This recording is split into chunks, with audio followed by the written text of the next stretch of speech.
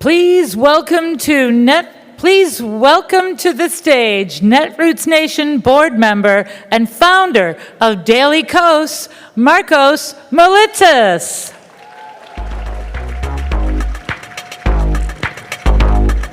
That is great walk-on music. Hi, everybody.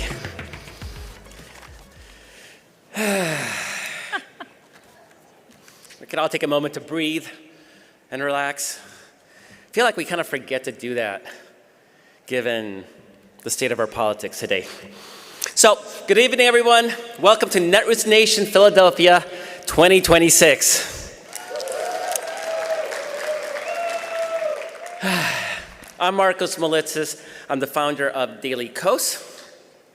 And believe it or not, this year marks the 20th year anniversary of Netroots Nation, once upon a time called Yearly Kos.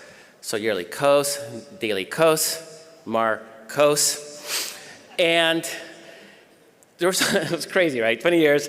Daily Kos is a small sort of blog, and a bunch of bloggers on the site decided that talking online was fantastic, they were having a great time, but they wanted to meet in person. And they pulled it off. And they met at this casino in Las Vegas, the Riviera Hotel and Casino. Some of you may have been there. And the media coverage at the time was they're like, this place is so dingy and run down. And I remember walking in and just being like blown away, like this is freaking amazing, it's glorious. And Harry Reid, the legendary Harry Reid, was the keynote speaker, and he was very important because he validated this movement, just a bunch of regular bloggers. And I remember he was giving his keynote address, and I had my 2-year-old there, and he timed it so perfect, the most piercing shriek interrupting him, like only a 2-year-old or a murder victim could pull off. And my son is now 22, and he's in the Army. And last year he was in Kuwait and Saudi Arabia, and he's all grown up and he's got responsibilities. And in those 20 years, we lost Harry Reid. And we lost the Riviera Hotel and Casino because apparently it was dingy and run down. But Netroots Nation is still here.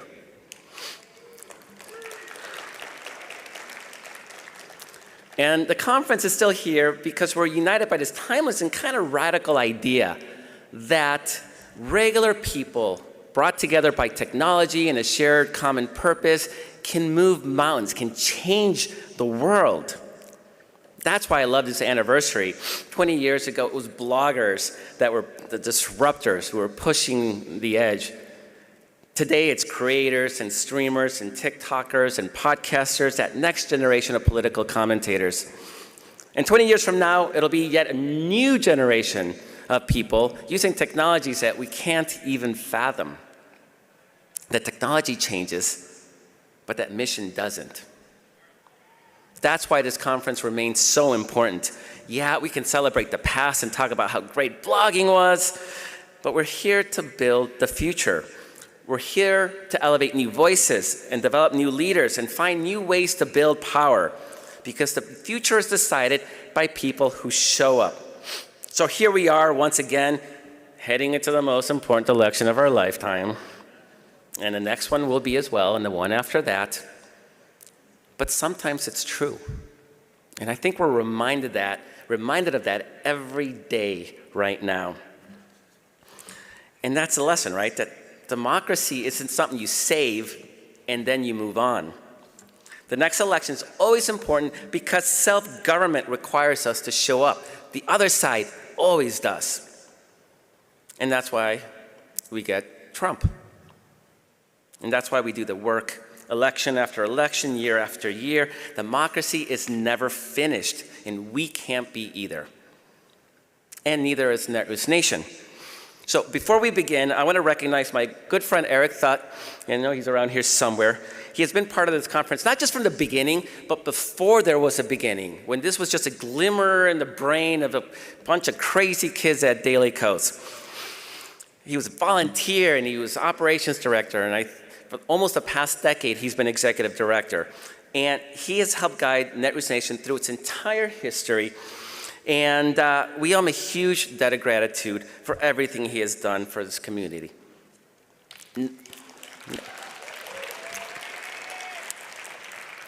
Now it's time for that next chapter. And his name is Anthony Robinson. And he's exactly what makes this organization special. Over the last 4 years, he has served on the board, he has volunteered, he has organized, he has done so many things to make this a successful conference. And he didn't arrive from outside the movement, he grew within it. That's how healthy movements work. New leaders step forward, new voices emerge, the baton gets passed. Are you listening, Chuck Schumer? Am I getting in trouble? But that's how healthy movements work. 20 years later, Netroots Nation is still growing, it's still evolving, still building the future of progressive politics, except in nicer venues. Please join me in welcoming Executive Director of Netroots Nation, Anthony Robinson.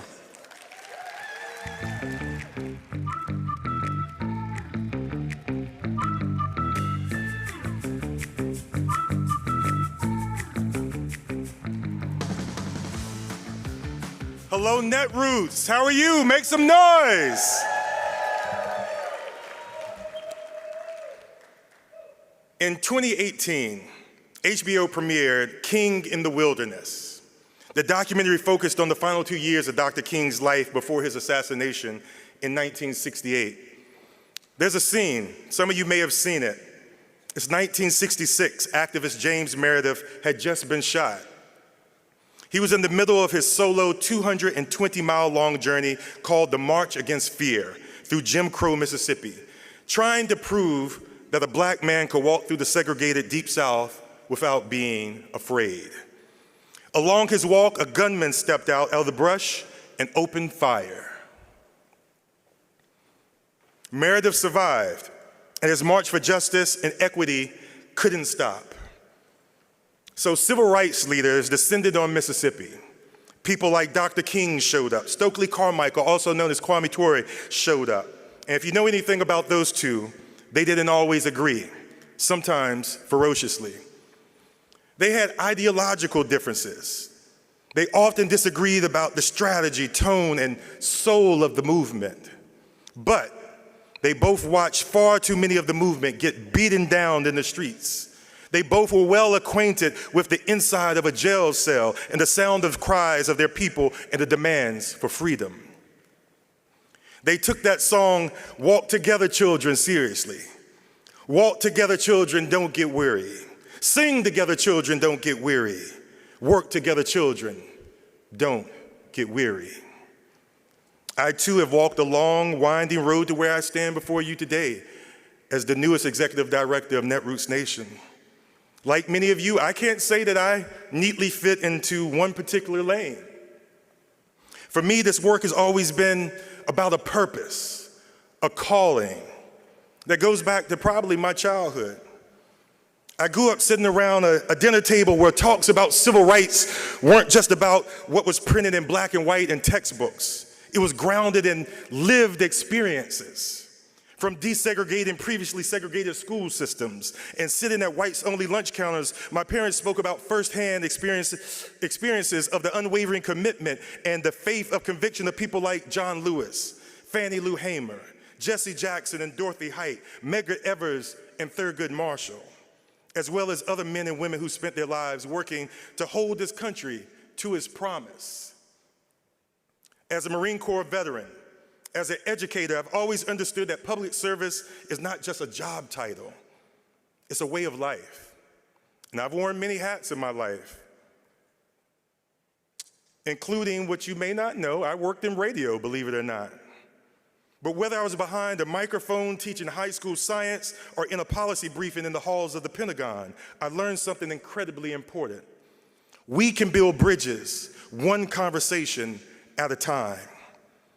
All of these experiences have brought me here today in Philadelphia with you.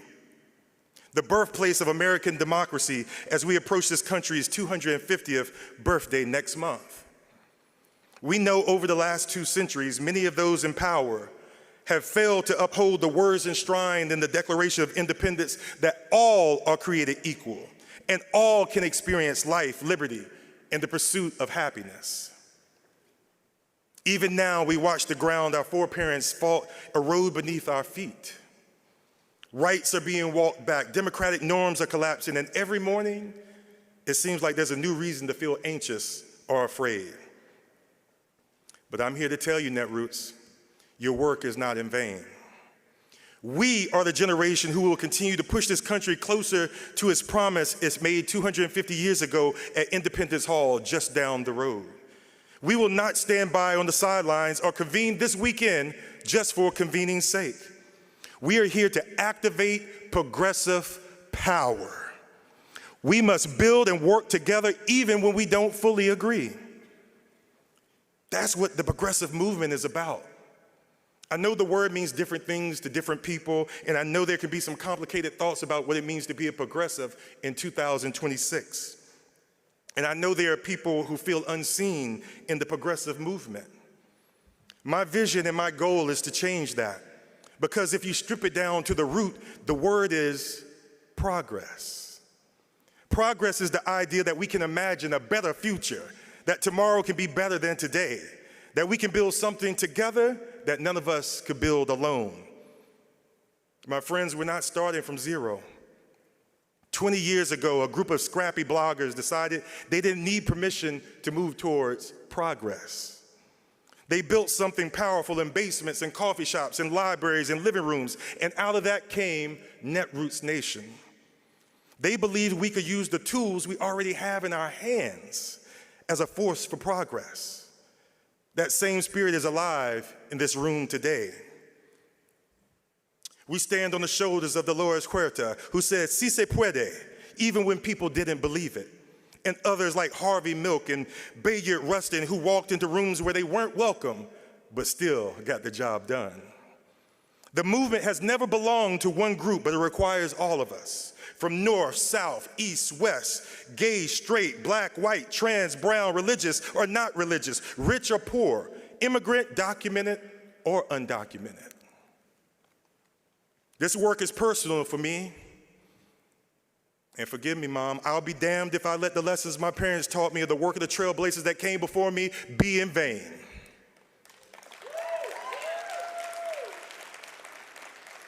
Before I go any further, I need to take a moment to recognize a couple of people. This organization did not build itself. To my predecessor, Eric Thutt, thank you for your contributions and support as I step into this new role. And while this organization did not build itself, it's still growing. It's an honor to welcome a new member of our team, my first hire, Alexis Buchanan Thomas, our Director of Fundraising and Sponsorships. Can we give her a big round of applause? I'm so excited to have you on board and with us as we continue to grow Netroots, not just the next 2 decades, but beyond. And last but not least, I want to thank you. I want to applaud all of you for being here. I know it's easy to become cynical, disengage, and disconnect altogether, but you chose to show up. Over the next few days, we will not always agree, but we welcome respectful discourse. Every conversation from the main stage to the hallways, even at our parties, are designed to help sharpen our tools for long-term power in 2026 and beyond. Hear me good, Netroots. The work ahead of us will not be easy. But if history teaches us anything, it's that progress has always depended on ordinary people like you and I, willing to dream the impossible and do extraordinary things together.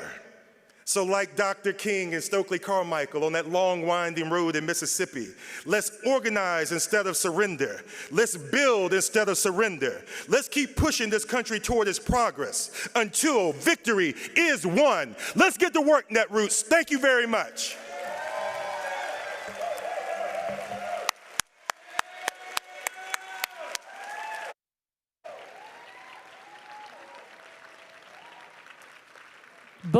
and raised right here in North Philadelphia, he's been organizing since he was 11 years old. He made history as the first openly LGBTQ person of color elected to the Pennsylvania General Assembly. He serves as the vice chair of the Democratic National Committee and is the Democratic nominee for his seat in the 181st District.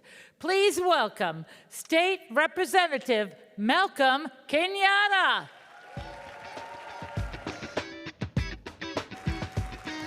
Good afternoon. Good afternoon. I grew up in a black church. I got to hear somebody say something to know I'm in the right spot. So there is a story that many of you probably know. It goes a little bit like this. There was a big, autocratic, seemingly all-powerful guy who had taken over the world. And he and this kid would become famous because this guy, he goes in, he kills the kid's parents, but he's somehow not able to kill the kid. After folks beat him back, and he seemingly disappears, a couple of years later, he comes back. Now, everybody knows the story of Harry Potter, but what we often forget is the most important line in the entire movie, delivered by the most important character in the entire movie. Luna Lovegood has this one-on-one with Harry Potter. And she says to him as he's sort of turning away from his friend, saying, I have to fight this guy by myself. She said, if I was you-know-who, I would want you to feel alone. Because if it's just you, you're less of a threat.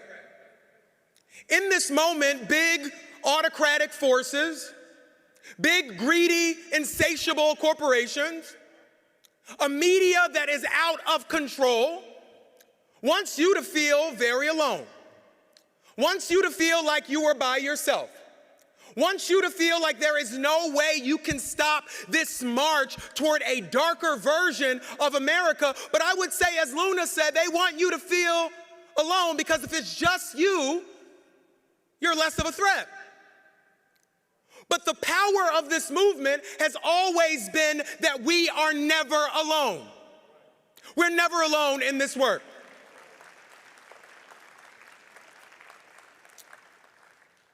This is an exciting time for you to be in the greatest city in the world and in the greatest state in the United States.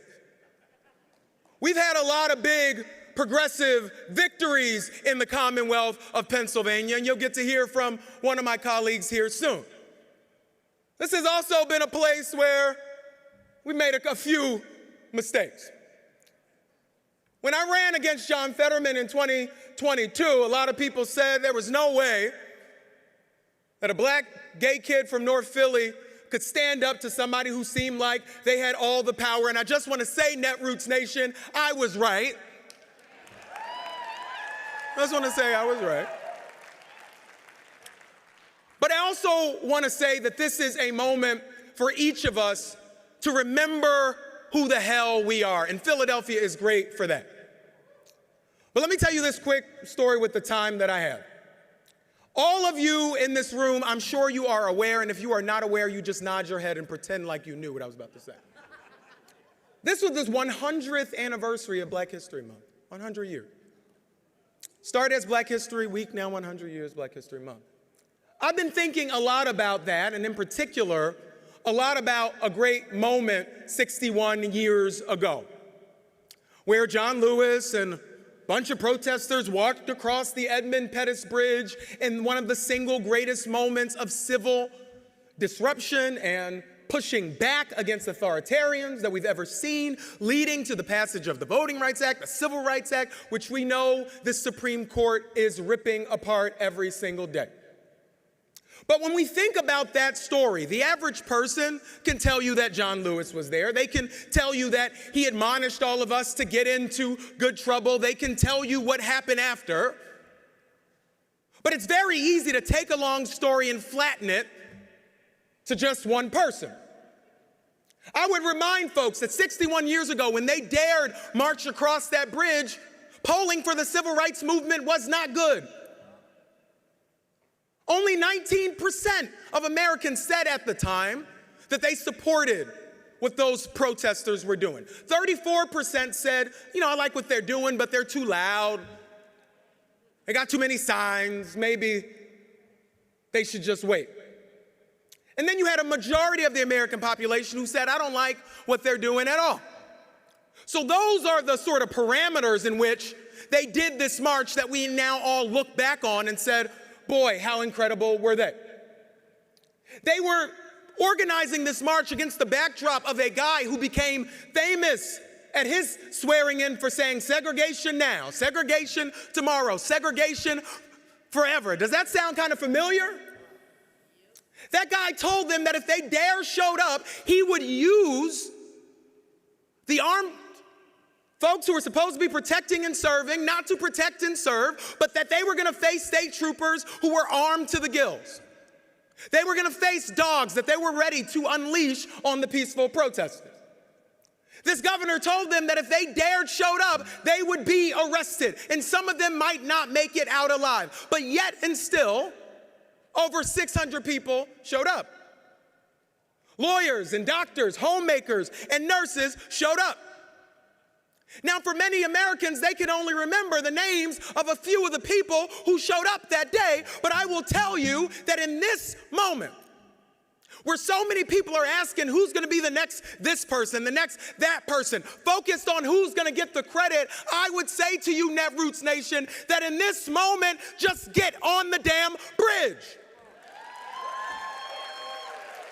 Not because you know you're going to win or victory is guaranteed, but get on the damn bridge because you believe there is something worth fighting for. I believe in this moment, the American people believe like I do that you ought to be able to work one good family sustaining job backed up by a union. That job ought to afford you the ability to have a home that you can afford in a neighborhood that's safe. That you ought to be able to open the front door of that home that you can afford and send your kid to a good, fully funded public school. And you know what? I happen to believe that we should be using our tax dollars to build schools in this country instead of bombing them in the Middle East. And then I have this crazy idea that if you or somebody you love gets sick along the way, you ought to be able to go to the damn doctor and afford the prescription, no exceptions. Yes, I mean Medicare for everybody. And then you know what? I believe that you ought to be able to retire with dignity and decency. That is what we're fighting for. That is what is possible. That is what the conversations and the collectivism and the solidarity that is going to come out of this conference is going to prove to the entire world. It is our duty to fight for our freedom, and it is our duty to win. It is our duty to fight for our freedom, and it is our duty to win. Are you ready to win, Netroots? Are you ready to get on the bridge? Are you ready to build in America for every single one of us? Welcome to Philadelphia. God bless you guys. Thank you.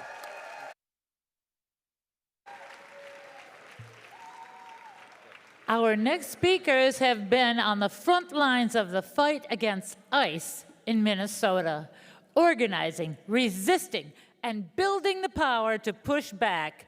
Please welcome Minister Janae Bates-Amari, co-executive director of Isaiah and Faith in Minnesota, Kieran Knutson, local president of Communication Workers of America, Local 7250, and Wintana Melican, executive director of Groundwork Action.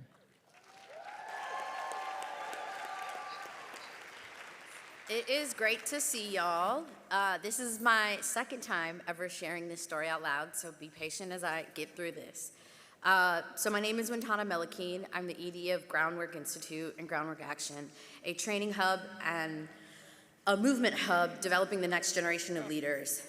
Many of you know me, though, from different capacities in Minnesota, from leading municipal campaigns to raising minimum wage, paid sick time, and leading a coalition to restore voting rights for 55,000 Minnesotans, the largest voter expansion in state history. And also the campaign to end gerrymandering and electing lots of great folks in our state. See, I have always been proud to be a Minnesotan. I would say we are an absolutely exceptional state, but my pride is rooted deeper than ever before. It starts with this little girl. So I moved to the United States from Sudan. I was born in the middle of a civil war. I came here as a refugee.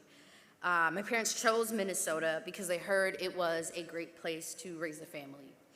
And over the last few months, I've been thinking a lot about the little girl in that photo, more than ever before. She thought she was coming somewhere safe, somewhere stable. She was right, but it seems like we might be going in the wrong direction. See, I have always been a bold leader, afraid of very little, and always willing to stand up to anyone. I've banged pots and pans in most political offices in my state, and I've always demanded more from our local leaders. But honestly, there was a day when all of that changed.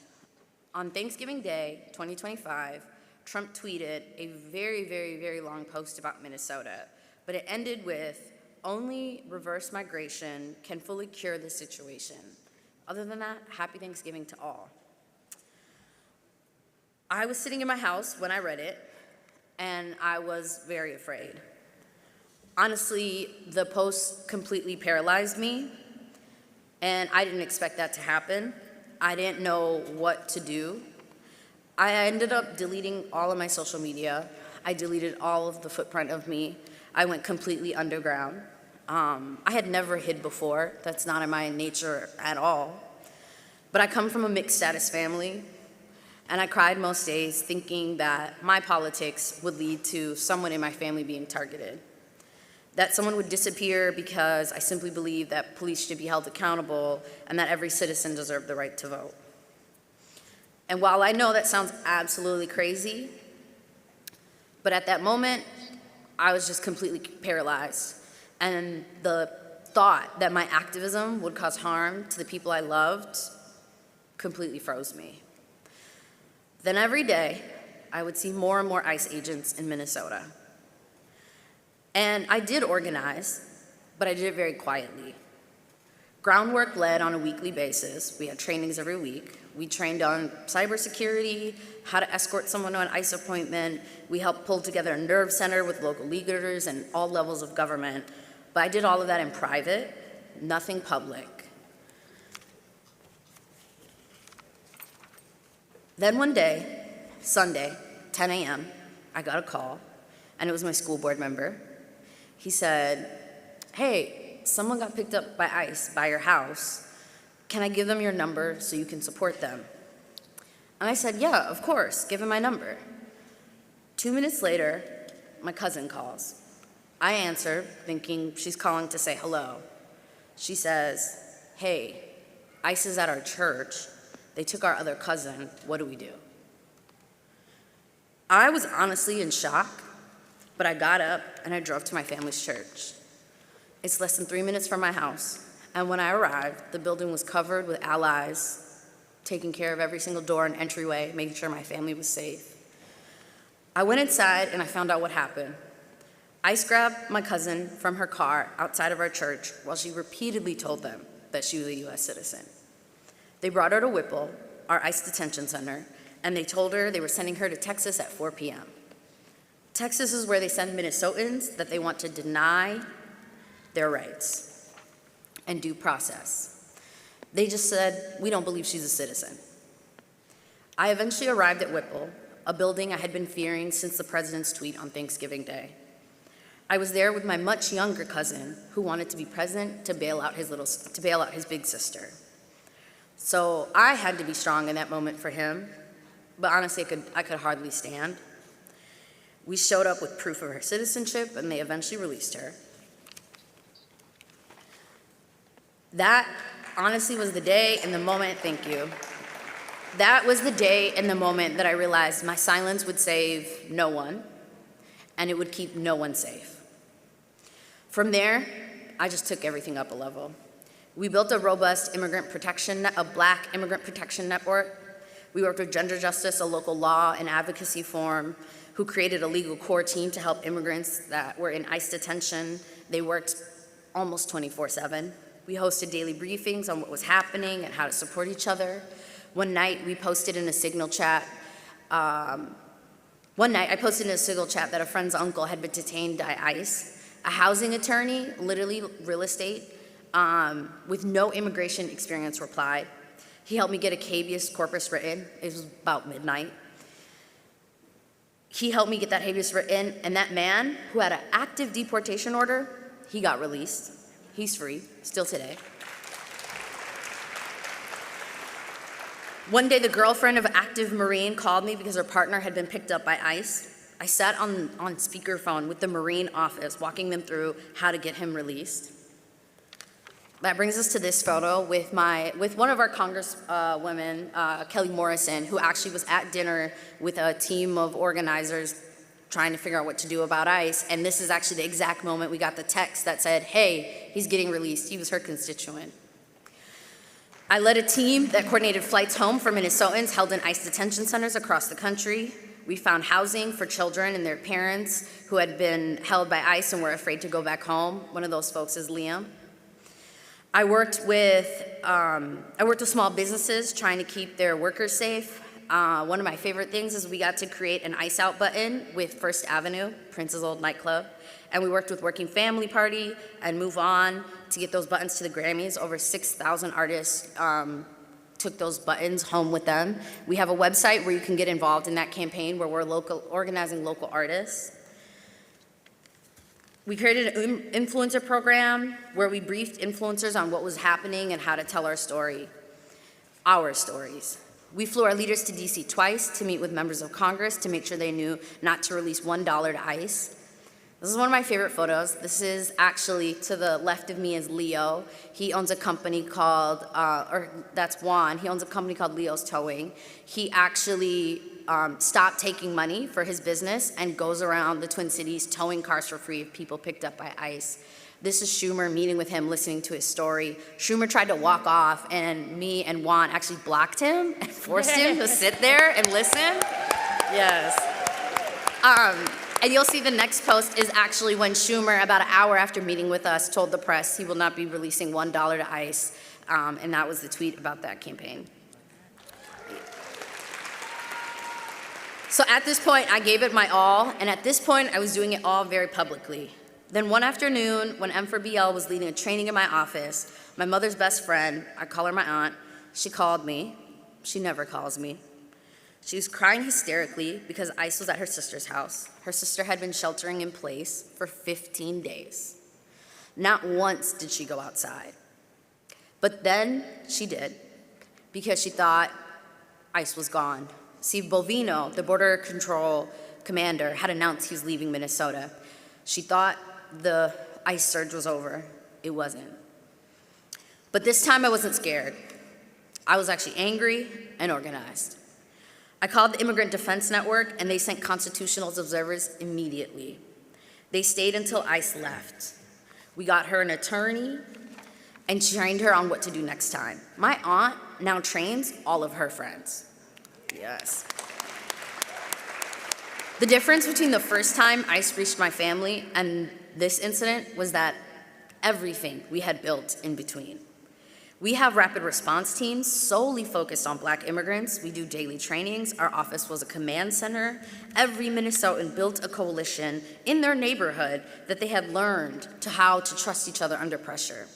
We did the groundwork to build the systems we needed because we knew no one was coming to save us but us.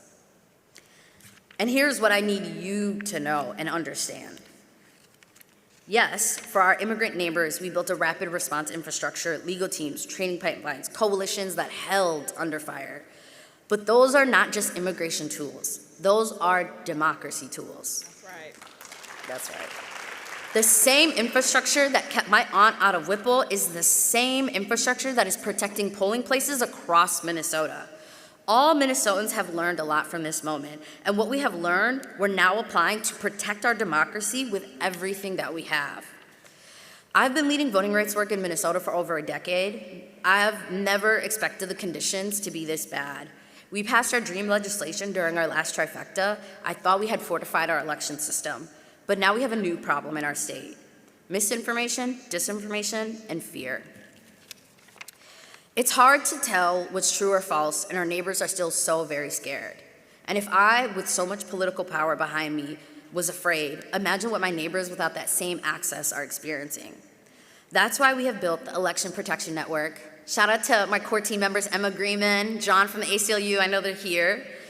Yes. We're a coalition of over 60 organizations: power building, direct service, legacy, election orgs, rapid response orgs, uniting across Minnesota, committed to defending our democracy. We are committing to protecting our polling places, not just in the cities, but in the rural pockets. We are training folks not just how to defend democracy, but how to participate in it. We are leading a Knock Your Precinct program where everyone is asked to knock doors in their own neighborhoods and invite their neighbors not just to vote, but to get involved. We have a legal committee that is prepared to take on challenges, attorneys ready to man our election protection hotline. We have communication partners leading our rapid response and toolkit creation. We offer free scenario planning for all of our partners. See, every lesson from Metro Surge, every habeas corpus, every constitutional observer, every 3 a.m. signal message is now being applied to this work, applied to protect our democracy. See, we are not starting from scratch. We've already done the groundwork. Nothing will be left on the table. Every neighbor and every vote will be depended. And this is because being a Minnesotan means being a part of a community of values. It means to stand for those values. It means to have a deep belief in equal rights for all. So for that little girl who came here from Sudan looking for somewhere safe, she found it in Minnesota, and we're gonna make sure it stays that way. Thank you.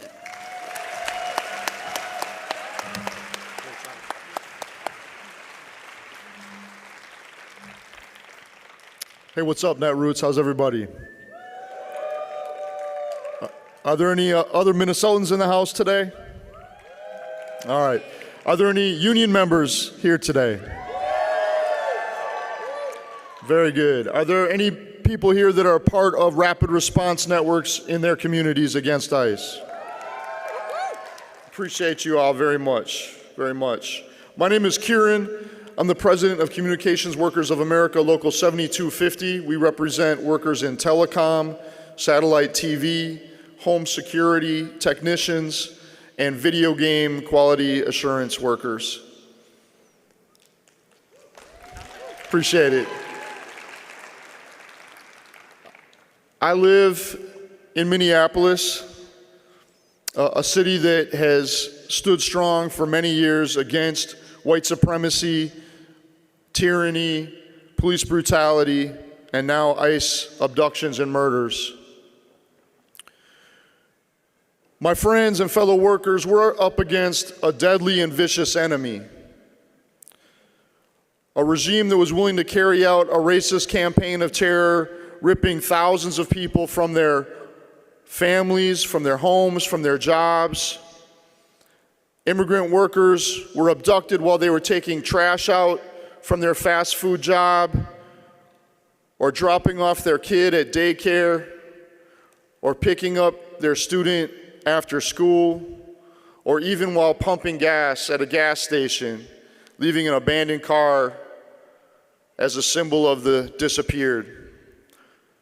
One man, Victor Manuel Diaz, who was in Minnesota working to raise money to buy a home for his mom in Nicaragua, worked on dairy farms, milking cows, before he took a job in the north suburbs in a Korean restaurant.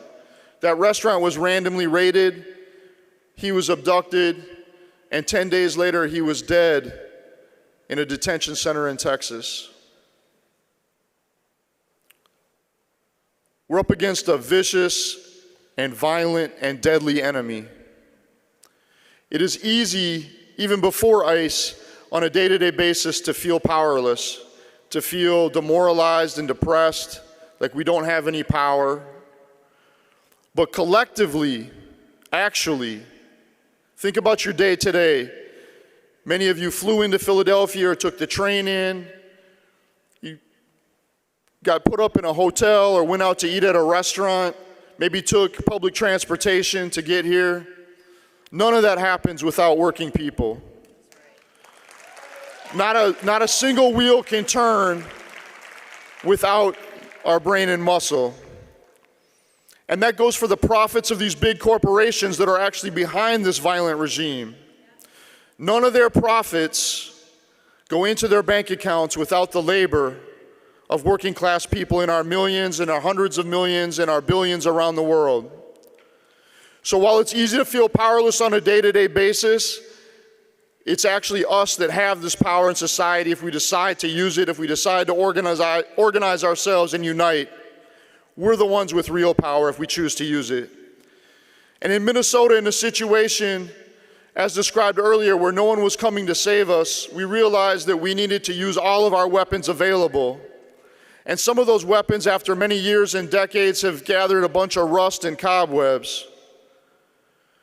But in Minnesota, working people, initiated by several unions, including ours, called for a day of no work, no school, and no shopping on January 23rd in response to the ICE murders and abductions across Minnesota. And on that day, 100,000 people marched through the Twin Cities.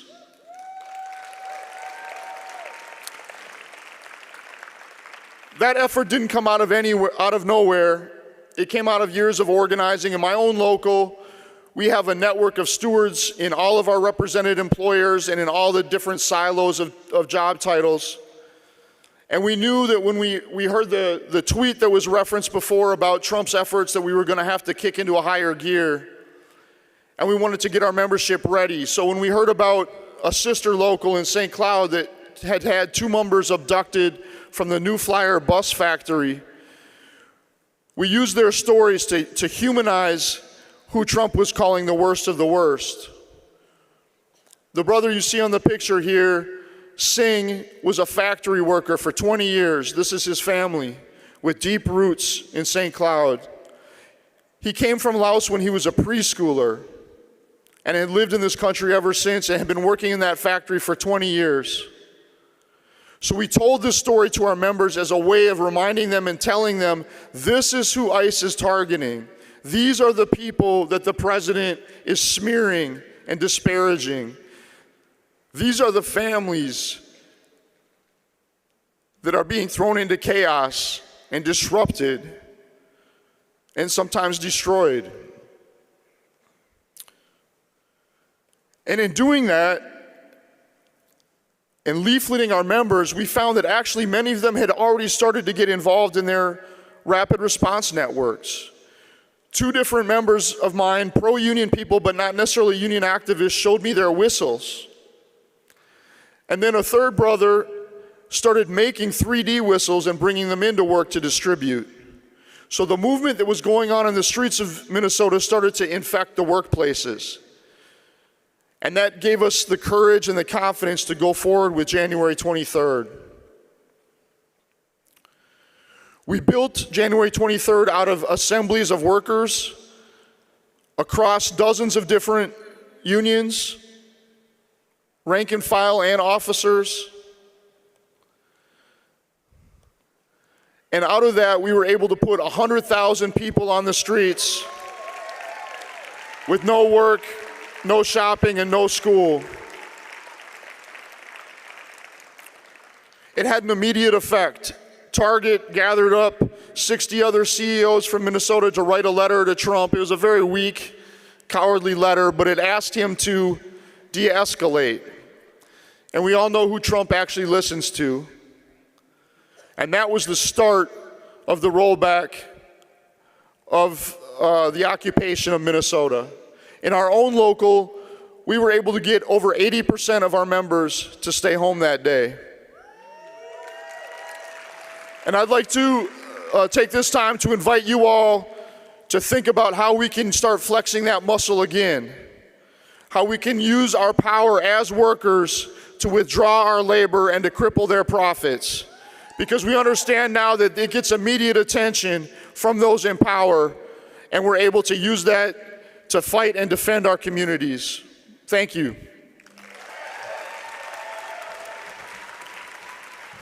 All right, Ned Roots, how y'all doing? All right, I am Minister Janae Bates Amari. I am the co-executive director of Isaiah and Faith in Minnesota in Minnesota. Now, when we had 3,500 ICE and CBP agents descend on our state, making it an occupied territory, stealing our neighbors by the thousands, violating our laws, violating our civil rights, and yes, murdering 2 of our neighbors. We knew that we were in crisis, and we knew that we had to respond to it. And it was not just a test on if we could respond in a crisis. It was a test on if we had built, through our organizing over years, the fortitude and the infrastructure that could then take the grief, the fear, and the moral clarity to be able to build power. And that's what we did. But we showed that we could do it only when we are actively working together to make it happen. So it is folks like Wintana and Kieran and the organizations that they represent, but it was also the dad patrols that sparked up. It was the daycare moms. It was the folks who said, we're going to show up together in this time of crisis, but we're going to stay in it together. Is it not just a surge moment? And so what you see in front of you is an event that my organization put together on December 13th of 2025.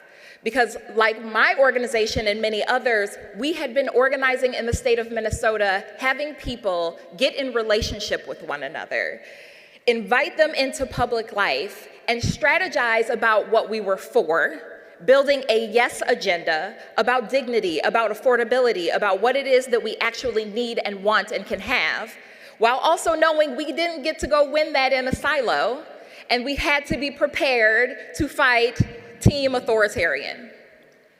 And as we equipped our leaders at a 5,000-person meeting on December 13th, we equipped them as they got to build that yes agenda, but they also had a full-day training on what the heck we're gonna do to counter an authoritarian regime. We had no idea that these leaders across the state in all these different constituencies that were organizing in barbershops, in churches, in mosques, in their manufactured home parks would actually have to implement that infrastructure only 25 days later. What you see in front of you is the very first scaled vigil that took place almost immediately after the murder of Renee Good on January 7th.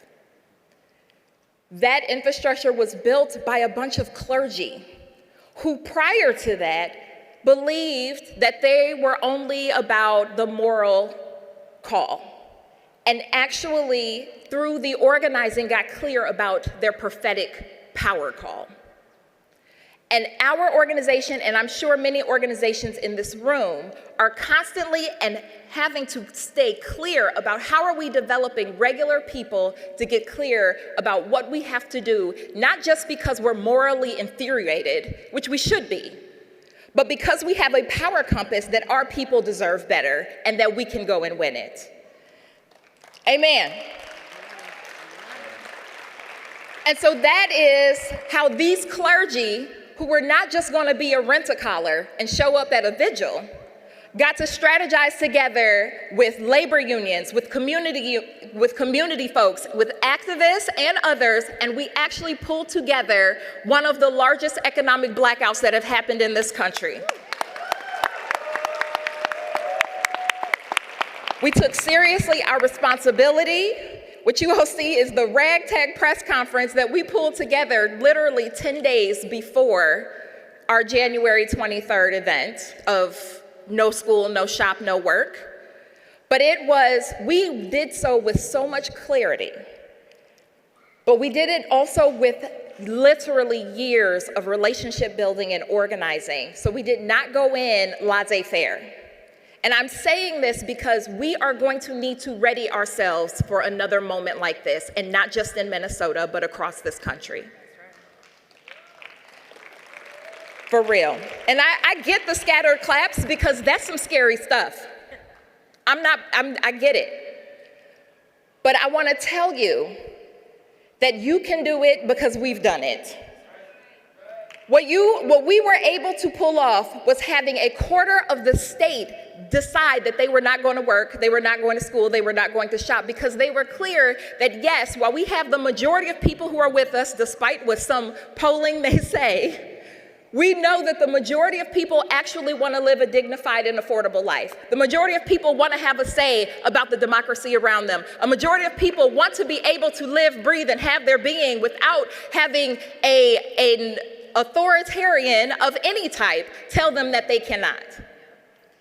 And so as we work together, we got clear that we need to make sure we're holding accountable the institutions who try to deny how much responsibility they have. We held them accountable. We created the corporate campaigns that were necessary, and we did so with rigor and with discipline. It is how you get 100,000 people in the street in negative 50-degree weather. But it is also how you get 100 clergy arrested at an airport as they prayed for their neighbors who are being abducted. And as many of you know, immediately following our Day of Truth and Freedom, Alex Preddy was murdered. And so I hear that, wow. And for many, it could have been, this didn't work. They're gonna keep coming. Only the second half of that is correct. Because what we also know is that we continue to push, we continue to organize, and we know that that drawdown happened in Minnesota by the end of February. So we went from 3,500 ICE agents in our state to less than 100 when they were supposed to be there until mid-June. We were still supposed to be fighting ICE right now. And we continue to organize, we continue to push. We ended up saving, in just the last couple weeks, saving our public hospital that was to close. The same folks who poured into the streets around ICE poured into the streets for this hospital. We showed up knowing that our voting rights are on the line. We showed up knowing that our neighbors are in desperate need of us. We showed up on Palm Sunday. 10,000 Minnesotans, Christian Minnesotans, showed up to declare that we are going to continue this drumbeat of telling a new story. What does it mean to be a neighbor? What does it mean to love our neighbor? What does it mean when we have a white Christian nationalist running our country and we are called to say something different? And so we painted a new story. And that happened in 17 other states in this country who had their own Palm Sunday event. It was not just a one-off event, but it was a launch. It was a launch into prophetic work that is necessary as we are moving towards this election season. And so as we get ready for what many are calling probably one of the most chaotic, cruel-filled, sabotage-filled seasons of our lives, and could very potentially also have violence, we need to be clear that we're ready. You are ready, and you might be thinking, no, I'm not. Yes, you are, because we are going to get this done together. We are going to fight together, we're going to strategize together, and my God, we are going to win together. Are y'all with me? God bless you all.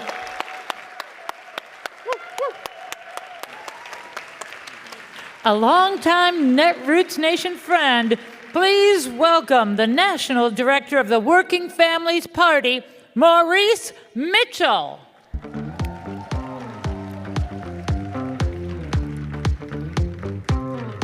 There he is.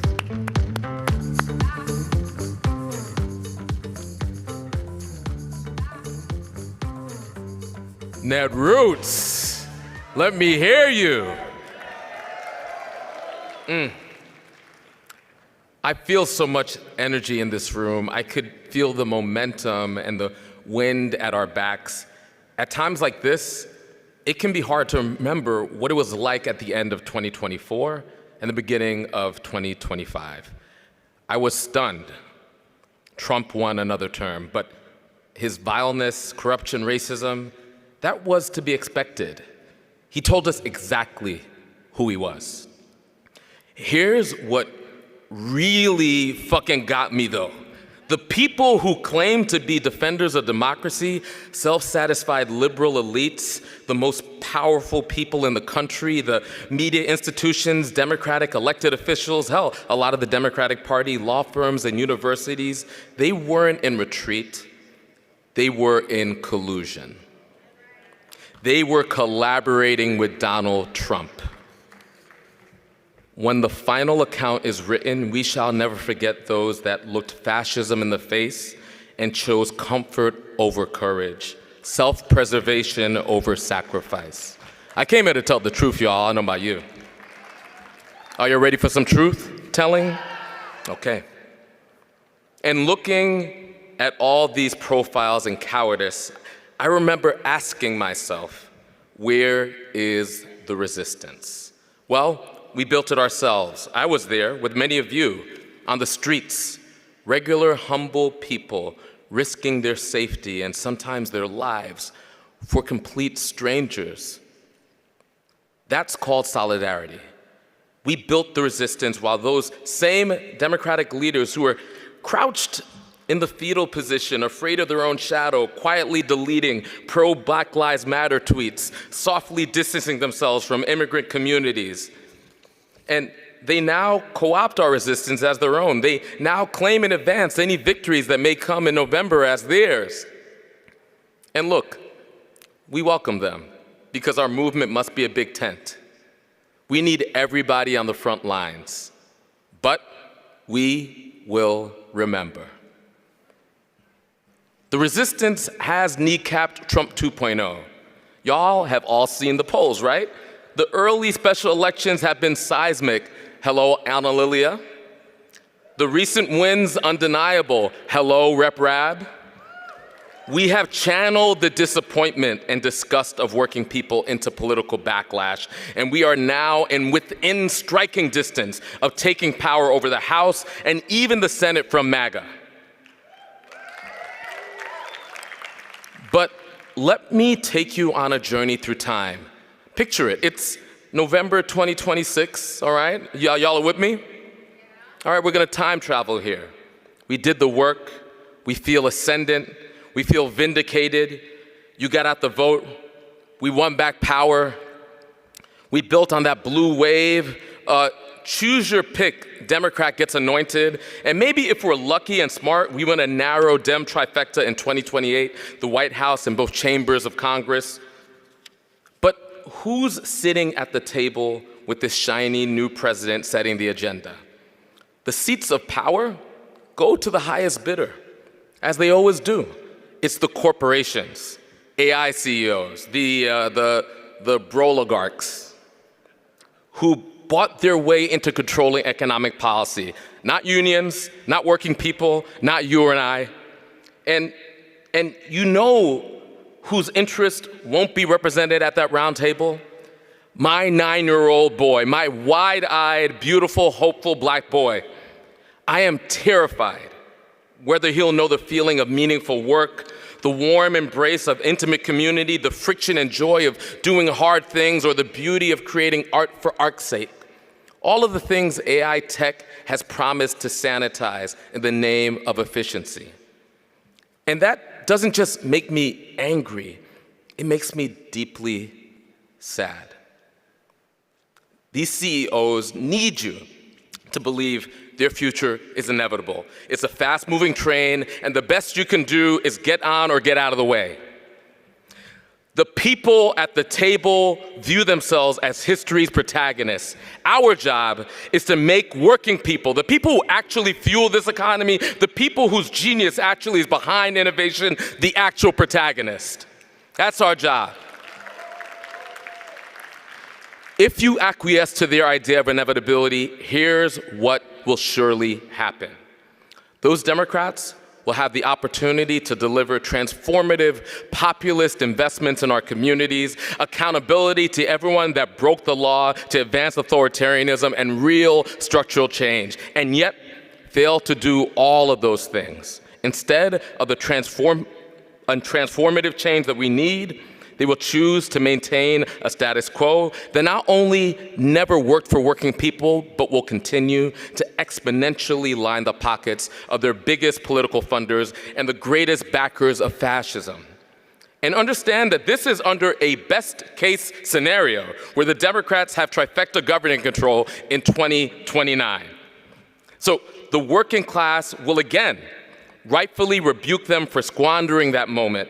Some version of MAGA 3.0 takes back both chambers of Congress in 2030, and we, the people on the side of working families, will again be asking the question, where is the resistance? Am I right? The lame duck Democratic president with the flag lapel shrinks, and the liberal rule of order obsessed Democratic Party elite will sit stunned. And on the heels of their dogmatic purge of the actual champions for the working families in their midst, the few colleagues who could have actually put up a fight and stoked the hearts of the working class, they will have handed a ruthless would-be dictator all the room in the world they need to seize the opportunity of a generation. Sound familiar?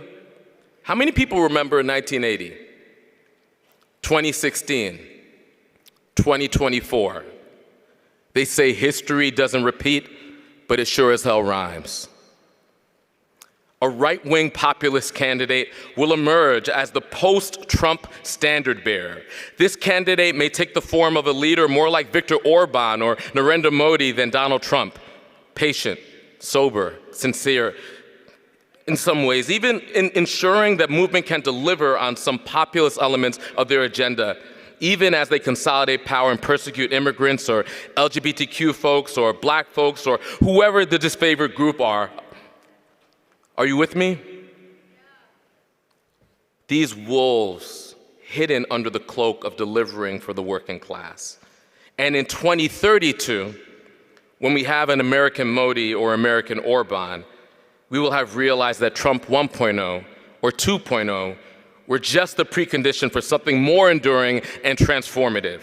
And we will ask yet again, where is the resistance?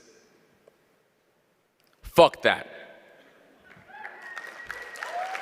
Fuck that authoritarian timeline. This speech is called Exiting the Authoritarian Timeline. I want to exit it. Do you want to exit it? Well, let's exit it right now. Here's my warning for our resistance movement now. Do not settle into our assigned role. Do not accept their timeline. I, as the leader of the Working Families Party, am not interested in building a resistance to power. I want to build an insurgency that wins the power. I don't want to just fight the power. I want to be the power with you. And we will build that grassroots people power from the ground up with everyday folks from Pennsylvania to California, Wisconsin to New Mexico, because no matter where you live, working people share the same anxieties about losing their jobs and bombing children abroad instead of feeding children at home, a super majoritarian movement that is feared by the political and corporate class alike, where we force the question and there is no place to go but the freedom side. Let's make the conditions such that the white nationalists and wannabe trillionaires have to build a resistance, not us. And their resistance is so laughable. Their sci-fi dreams of replacing workers with artificial intelligence built off a human mind, so lame, so silly that the working class majority squashes it, using the systems of government as intended. I am going to lay out the insurgency we're building. And if you agree, my ask is for you to join us. Now, I could already hear the little skeptic in the back of your head. I will give you good reason now to shout that skeptic out. You cannot tell me that an insurgency can't be done when we've already started building it. We can make true across this country what we've done here in the city of brotherly love for the past 10 years. Philadelphia is a two-party town, but which parties? Not Democrats and Republicans, Democrats and the Working Families Party. Make true what we did in New York City, where more people voted for Mayor Mamdani on the Working Families Party line than all the people who voted for his Republican opponent. Make true everywhere a $15 minimum wage that the elites laughed at, already done in WFP states like New York, New Jersey, and California, and then let's raise it to $25. Make true everywhere paid family leave that we fought for and won for in Connecticut. Make true everywhere free school lunch for all children like we secured in New Mexico. And I remember those 4 states that we just named, well, we're building power in all of them. We all know what's happening right here in Philly with Rep. Rabb and with WP council members Kendra Brooke and Nicholas O'Rourke, where we built a base of working class black voters and delivered body blow after body blow to the tired Democratic machine. They're still counting votes in California's 22nd congressional district, but auto shop owner Randy Villegas is looking strong despite an ocean of establishment money spent against him. In Wisconsin, WFP candidate Matthew Crow unseated a 16-year incumbent mayor with the wind turning on grassroots anger over a proposed data center. In New Mexico, rural voters in Española chose WFP's Yolanda Jaramillo over a former legislator backed by payday lenders, lobbyists, and oil companies. Look, they only gave me 8 minutes for the speech, and there aren't enough minutes in the day to tell you all of our wins since we started this insurgency, so bear with me.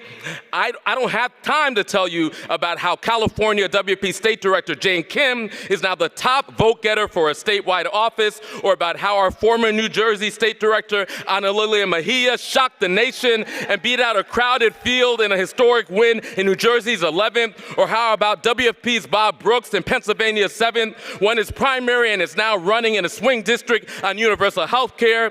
We have a chance to build working class power in the halls of DC, in state houses, in city halls, and county commissions. I know it because we are doing it right now.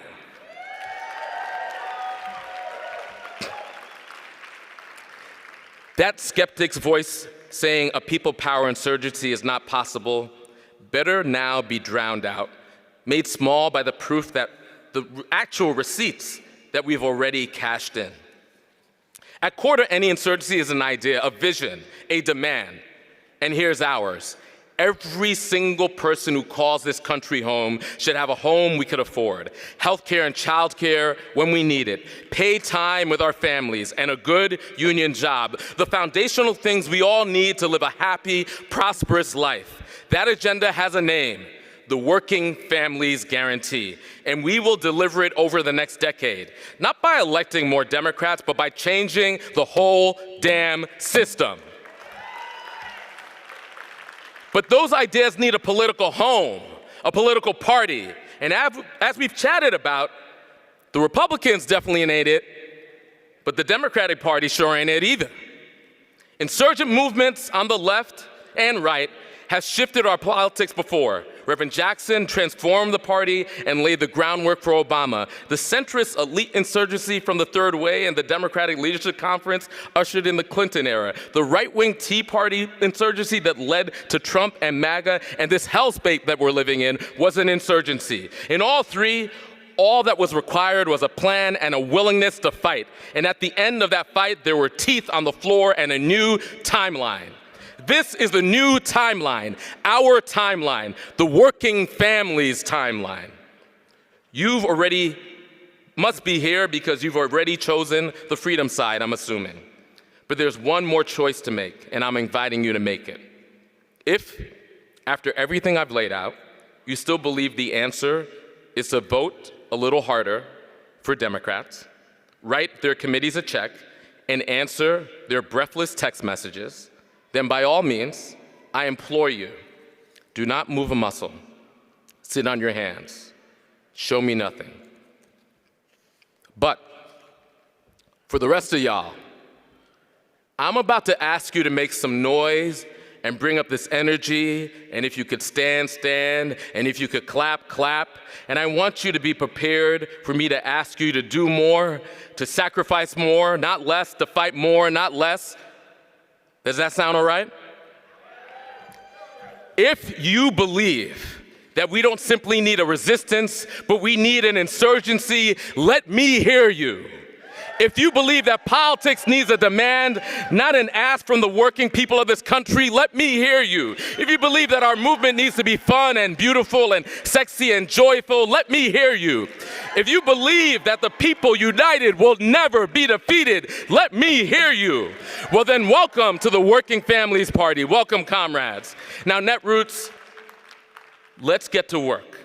Help us build the political party at the core of this insurgency. Go back to your organizations, your campaigns, your group chats, and ask one question. What do we have that can help build this insurgency, help build the Working Families Party in every corner of this country as the political party of our movement? Whatever your work is the work. We need all of it. If you make content, help the WFP make it. Help us tell our story in every format, in every platform, until the people we need cannot miss it. If you raise money, help us fund the fight. The other side has billionaires. We need each other. If you volunteer in phone bank and knock on doors, do it for the next generation of working families champions. And if you work somewhere with a big megaphone or a platform or an audience or a following, then help the WFP build ours. Lend us your reach. This is our time. So let's leave this room, not as people who attended a speech. Let's leave it as the core of an insurgency that ends this fucked up timeline once and for all and writes the future working people deserve.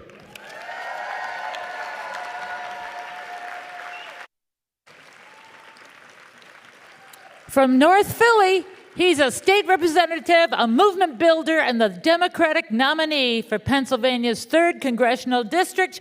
Please welcome State Rep. Rab.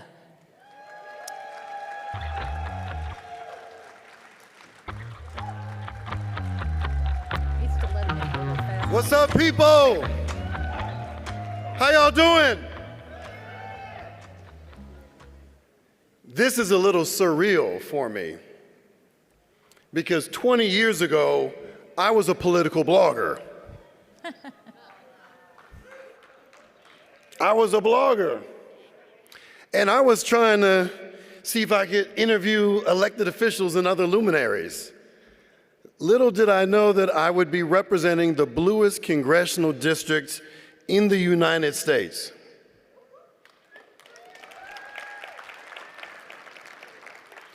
There was a trope among the new media class 2 decades ago that technology would save us, and it would be the great equalizer.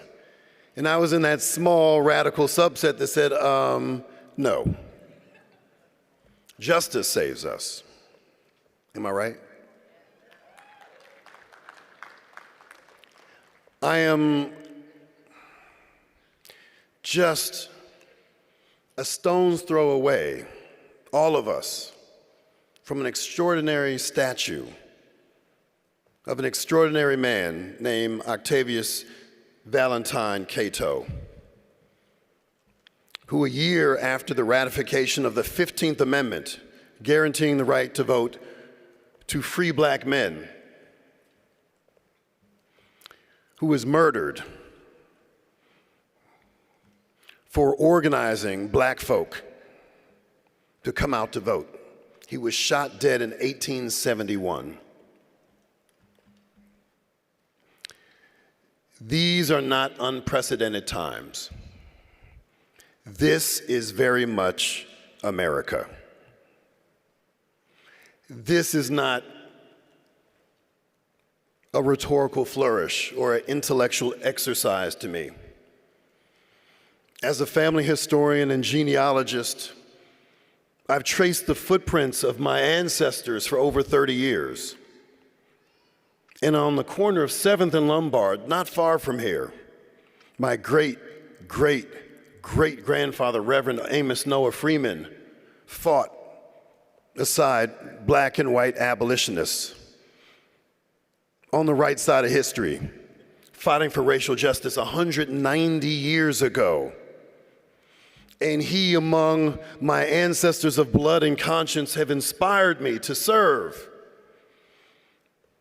But it is also disheartening that the words I'm saying now are not so different than the words of those freedom fighters 2 centuries ago. So the question I have for you all, Netroots Nation, is are you prepared to fight this fight? I think you are. I know I am, because I wasn't supposed to have won. I'm a black democratic socialist reparationist. And here we are. And I want to put an emphasis on the we, not me. We the people. This is the real we the people, not the ones that were described or thought of 250 years ago. Because I also descend from one of those signers of the Declaration of Independence, and it's not a point of pride that I say that. Because he was from a family of one of the biggest human traffickers, 5 generations of human traffickers in the New World, Philip Livingston from New York. We have to hold 2 truths at the same time. That this is a country born on stolen land and stolen labor, and that the only way we can fulfill the promise of true greatness is to invest in goodness. Goodness before greatness. What does that look like? It looks like shared prosperity. It looks like collective liberation. Am I right? This is the work, and it transcends partisanship. I'm not here as a Democrat. I'm here as a badass on the right side of history. And what does that mean? It means that when we need each other the most, we show up for each other. Like Minnesota showed up for us, all of us. Like Philly showed up for the nation in 2020 when the fascists tried to steal the election. That was Philly, folks. This is our opportunity to redefine society. We can do this, but we can only do it together. We have that power. We have to believe that we have that power, and we do. There's a trope that we should be afraid of the billionaire class. They got it all wrong. They should be afraid of us. They need us. We don't need them. When we work together in community, in movement, we are indomitable. Please hear me when I say that. We got this. We've done it before. We have extraordinary ancestors of conscience who've created a path for us, a legacy for us, to inspire us, to help us navigate these dark times. That's when we have to shine the brightest. And it requires all of us, no matter what role that is, it's our time to step up. I welcome you all to Philadelphia. I welcome all of your genius, your treasure, your talent. This is an important convening. What we do with it is entirely up to us. I love you all. Thank you so very much. And let's keep doing the work, people. Thank you.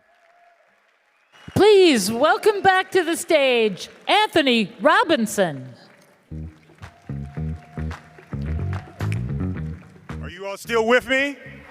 All right, well, we're getting ready to head over and do some karaoke. We're gonna let you all go. I know we wanna respect your time and your attention. I know we went a little bit over, but has this been a great kickoff for Netroots Nation, yes or no?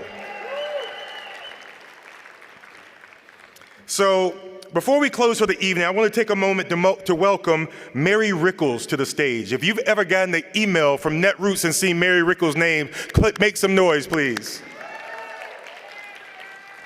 For 20 years, Mary has been a part of Netroots Nation. That's 2 decades of building, organizing, and showing up. And many of you who've been around know Mary has worn many hats, from Director of Communications and Political Director and the keeper of all things Netroots. This Netroots community has your fingerprints all over it, Mary. And we're here this week because of all the work that you've done over the years. It's truly been an honor to work beside you. I'm grateful for you. On behalf of everyone in this room, we want to thank you. Please give a round of applause for Mary Rickles. And we have something for you. I'm going to read this. It reads, Netroots Nation, the Torch of Liberty Award, presented to Mary Rickles for more than 20 years of commitment to progress, democracy, and the Netroots Nation community. Presented here in Netroots Nation, June 4th, 2026. Thank you, Mary.